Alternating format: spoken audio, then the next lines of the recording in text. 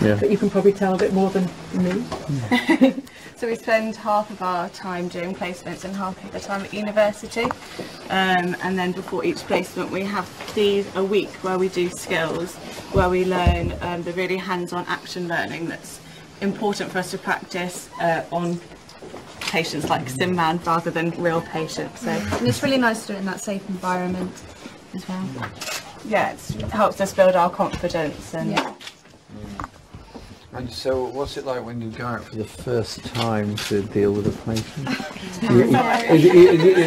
That's the terrifying moment, is it? Absolutely. What's it like? Tell me. It's really scary, yeah. When you hear that word nurse for the first time, someone calls you, kind of look around. And you suddenly realise, hello, they mean me. Yeah. And it's good, and then when you overcome it, it's the best job in the world. So what brought you into nursing? Any of you? I was 10 years in the fire service and wanted a career change, and it's something that I'd always wanted to do, so yeah, I, at my 40th birthday, came here for my interview and came along, and yeah, big career change. Brilliant. I've always been interested in health. My father died of a heart attack when I was younger, so that really got me interested in the health side of things, and I just really wanted to help and sort of carry that on. And what, and yourself? Yeah, probably the same. Personal experiences that lead you to want to get involved with it yourself. You find that sort of thing so often. Was that with you as well? Well, I'm doing children's nursing, so my background was looking after children. I did an initial degree in early years and then decided that I'd like to look after children in a different environment, so best decision I've ever made. Well done, all of you. Thanks for what you do. And did you all get nurse bursary, or are you post-nursery? You're the last of the nurse bursary. Well, I hope you're not the last, because we're going to bring it back, because we want people to go into nursing. We're very, very keen on that. What do you find the greatest stresses are in the health service? probably staffing. Yeah, staffing. And we're so aware as well of the importance of our job, and that's something that we learn at the university, and most of us go in because of personal experience, and we've been on the other side, and it's so important for us to have the lifeline of the bursary so that you can concentrate on actually learning rather than having to work so much alongside the course. And for nurse managers, and it must be a nightmare. Are you on the wards at the moment? What are you doing? Yes, yeah. Currently at an assessment unit, and it's incredibly fast-paced. So it kind of leaves you in a situation where at the end of the day you're exhausted and you're not looking forward to a day at work the following day to just ensure you can sort of keep maintaining petrol money to get to placement each week. And that's what's so important for us. We all think that the cap should be cut as well, because as nurses you need to be able to have a proper wage when you go in and not have to constantly work extra shifts to support yourself. It's totally outrageous that there are some nurses who are accessing food banks. That is absurd. That is absurd. Impact on patients as well. You know, the patients need to feel like they're in an environment where the nurse that's caring for them is thinking about them and not about their own predicament, their own scenario back home. But if you're tired and you're hungry, you're not going to work very well. It's quite simple. Exactly. And you're trying to tell people as patients that they've got to lead healthier lives, presumably.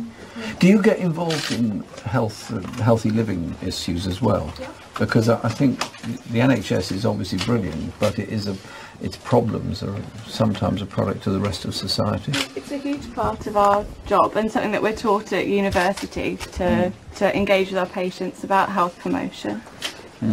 Sometimes having difficult conversations with people about And if you get the what opportunity to bring that up with the patient, then you can really make the difference with them. But you need the time. Yeah.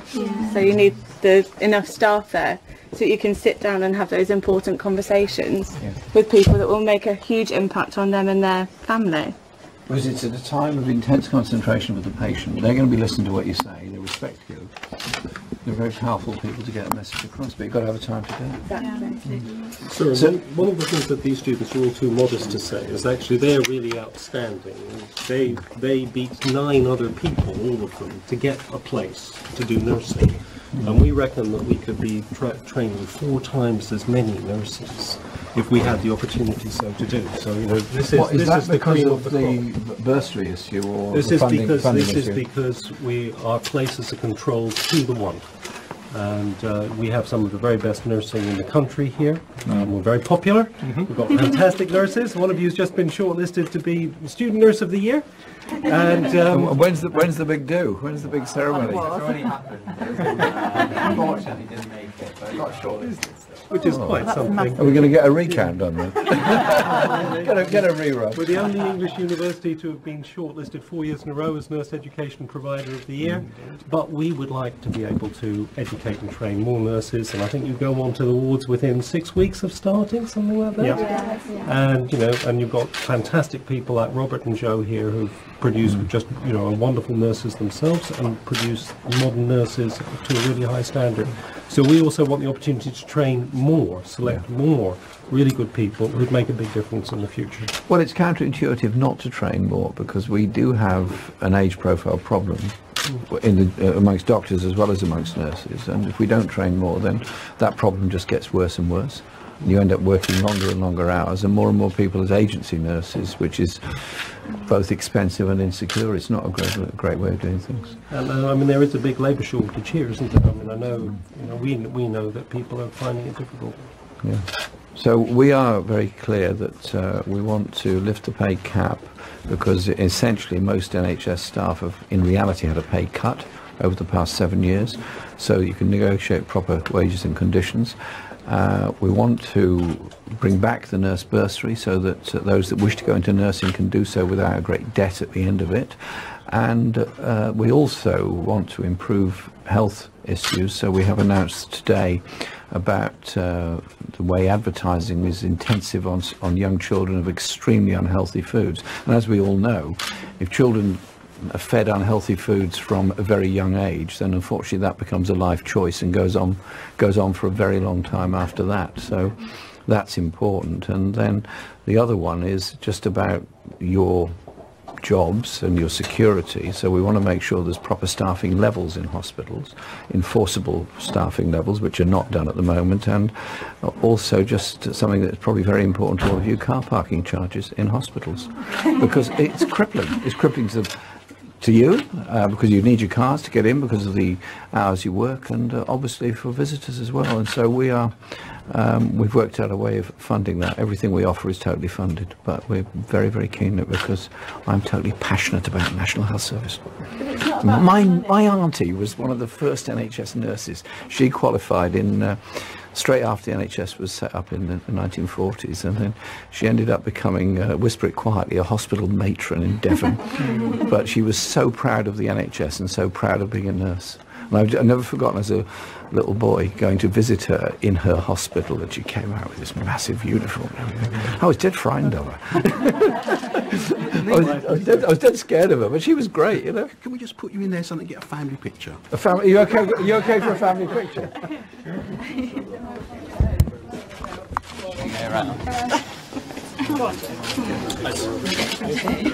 Which hospital are you going to do it? I'm England. King's. It's going to be. That's one big place. Yeah. So it's going to be quite off after, but Are you from London? no, I'm not. Where are you from? I'm from Okay. I used to live in Shropshire, which isn't that far away. Yeah. Newport, Shropshire, and I used to come around this area a lot, cycling and things like that. In fact, one of my last cycling holidays around the Malvern. Yeah, I got the train up to Malvern and then Cycle down. Yeah, you got it. You're telling my secrets now. A lovely time, and then when I finished the holiday, I cycled over to Honeybourne and got the train back to London from That's there. quite a long way.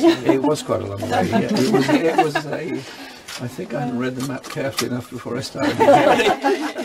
But it's beautiful. What a beautiful area. One or two people said they didn't hear what you said about car parking charges. Have you got a ticket in your car already or something? Yeah, we've been very clear that what we've announced today is about nutritional advertising standards for children, where we're very worried about the amount of fast food and junk food that's directed at children. So we're going to change that. Secondly, lifting the pay cap, so there's proper negotiations on your pay and conditions within the NHS. Thirdly, staffing levels in hospitals have got to be properly enforced, so you're not running around to the extent you are and not having enough time to talk to the patients, because being in hospital is, for many people, a very frightening experience, and you know that, and you need time to calm people down. And the other one is a very practical one about parking charges. We'll get rid of them because it's just wrong. You shouldn't have to pay to park your car to come to work. And you're working, and you're doing a fantastic job. And I'm very proud of our National Health Service, because it's something special about it, isn't it? Healthcare as a human right for everybody.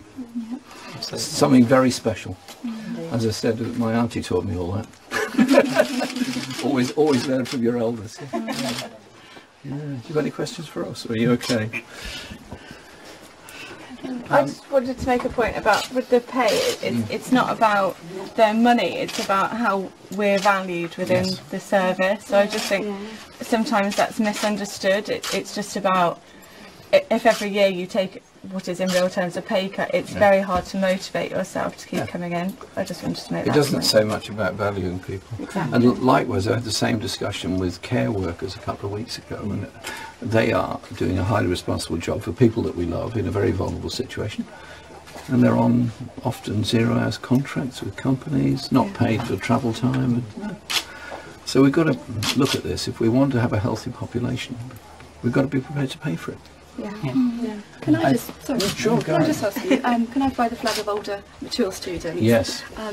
Obviously I wouldn't have be able to do this if it wasn't for the bursary, so I think it's really important that the bursaries remain, and people like myself who have got families and commitments, can come into the nursing profession, and we've got a lot of transferable skills that we can bring into this, this profession, and it'd just be dreadful to see that sort of dry up, really. Well, you were a firefighter before, were you? No, I was non-operational, but I was in the fire service, local, so obviously to come here was the best place to come, really. And that's a good example, because you're somebody with commitment, skills and determination. Had you not got the nurse bursary, you probably couldn't afford it. And because you wouldn't want to be running up that level of debt when you've got family and children. So mature students are very important. Also bringing that life experience skill into it is important, isn't it? So, I absolutely value that. I remember years ago as a counsellor campaigning very hard to get the council to agree on a friend of mine to get support to go to university. That was in the days when there was full grants available. And she was 45. And went in to be a GP, and then she invited me to a graduation when she finally got through. What a fantastic story. She was totally and utterly determined she was going to do it. Everybody said, you're too old, you can't do it. She said, 40, too old? Who are you to tell me I'm too old? No, it's great. So at that rate, I'll come in. My eldest daughter's a student nurse as well, so you've got to keep the bursary. Oh, right. Which level is she at? She's a first year, but she's at Plymouth, and I'm third year at Worcester. Oh, so you can look down on her still? No.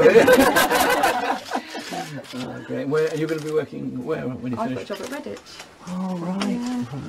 And hasn't Redditch got a problem with A&E? It certainly has, yes. So can you sort it out? I met the people from Redditch. They told me about that. It's an excellent hospital. Oh, yeah, absolutely. I'm at AU at Redditch at the moment, actually. Yeah, it's certainly... Are you going to stay there when you qualify? Undecided at the moment. Are you going to run again for student nurse of the year? Oh, well done you. Thank you very much. What motivated you originally going to nursing?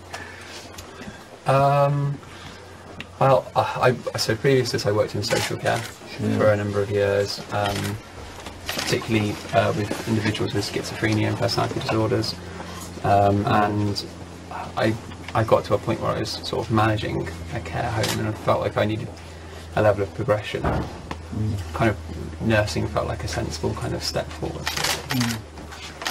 I think mental health nursing is very difficult, but also very rewarding, isn't it? And if you're going into that, or are you going into...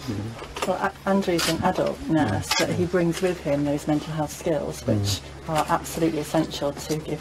Because there's a crossover, isn't it? You do have people with mental health conditions who come in with what you call sort of more normal injuries or something like that, and you've got to help them out. Mental health and wellbeing is just important as physical health. We very much focus on our nurses learning about the holistic care of patients, so mental health students learn adult skills and adult nurses learn mental health skills as well. Yes, I hope gone are the days when this specialist comes along and you say, and they come look at your chest and say, by the way, I've got a pain in my legs.